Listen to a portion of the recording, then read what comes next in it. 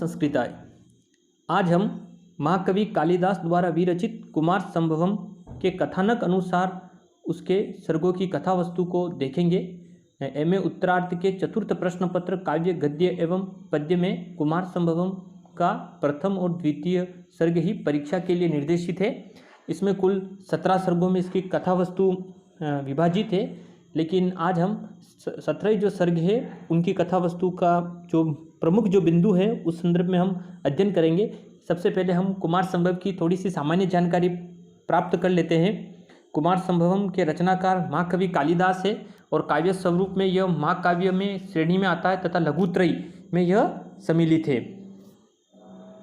इसमें कुल 17 सर्ग इसमें मिलते हैं। इस पर जो प्रसिद्ध टीका है वह मल्लिनाथ जी की है, जिसका नाम संजीवनी है, जो 8 सर्गों पर उपलब्ध होती है, जो 7 संपूर्ण सर्गों पर मिलती है, 7 और 1 दूषित है। मल्लिनाथ के पूर्ववर्ती अरुण गिरिनाथ ने 8 सर्गों तक ही टीका लिखी थी। इसके सभी 17 सर्गों पर टीका जो हमने पहले भी पढ़ा था सीताराम भट्ट परवणीकर के द्वारा लिखी गई है। इसका प्रधान रस वीर रस है, रीति इसकी वैदर्भी है, गुण इसमें प्रसाद व माधुर्य है। और कुमार संभवम का जो स्रोत है, उसकी जो कथा वस्तु है वह शिव पुराण तथा स्कंद पुराण से ली गई है। इसकी जो प्रमुख जो घटना वस्तु है उसमें कार्तिकेय के जन्म व तारकासुर के वध की कथा इसमें वर्णित है।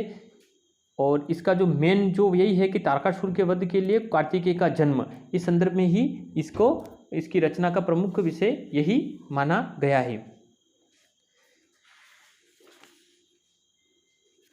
इसका जो सर्गानुसार हम इसका कथानक देख लेते हैं। अब सर्गानुसार में पहला सर्ग यानी पहले सर्ग में जो प्रमुख जो घटना है वह है हिमालय का वर्णन, पार्वती जन्म, पार्वती के सौंदर्य का वर्णन प्रस्तुत किया गया है।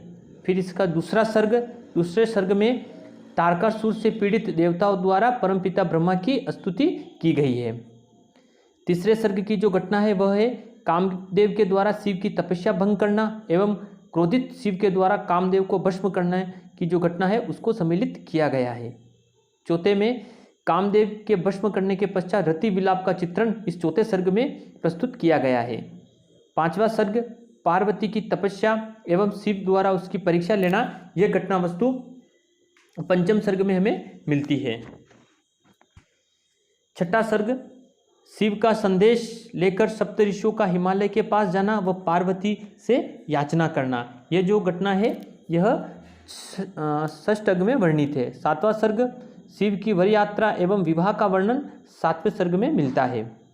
8वें सर्ग में शिव पार्वती के दाम्पत्य जीवन का चित्रण प्रस्तुत किया गया है।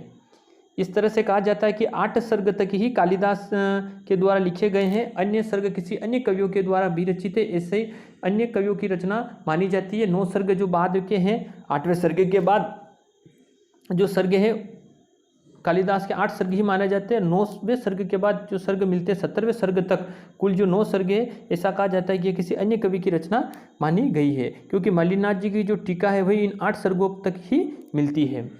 अब 9वें सर्ग की जो घटना है वह है अग्निदेव का शिव के पास आगमन होता है, यह घटना 9वें सर्ग में मिलती है।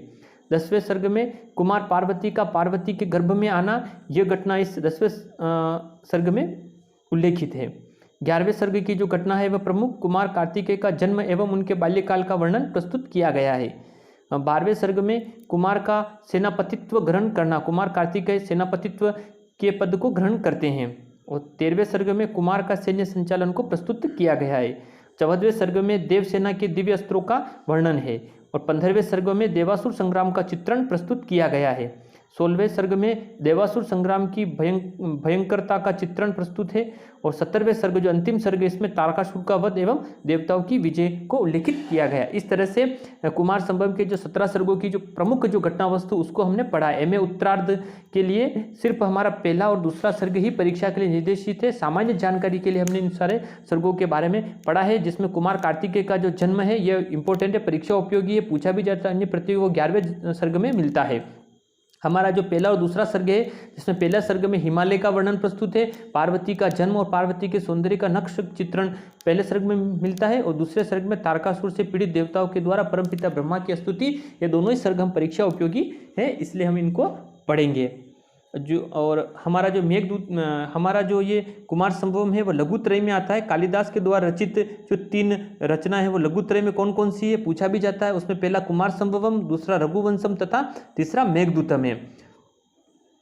रघुवंश पर मल्लिनाथ की संजीवनी टीका है तथा रघुवंश में कुल जो मिलते हैं, रघुवंश भी पर भी मल्लिनाथ जी की संजीवनी टीका है ना, ये ध्यान रखिए। रघुवंश जो महाकवि कालिदास की रचना जो लघुत्रयी का सबसे श्रेष्ठ ग्रंथ माना जाता है, उस पर भी कालिदास की ही रचना है और उसमें भी 1569 श्लोक उल्लेखित हैं।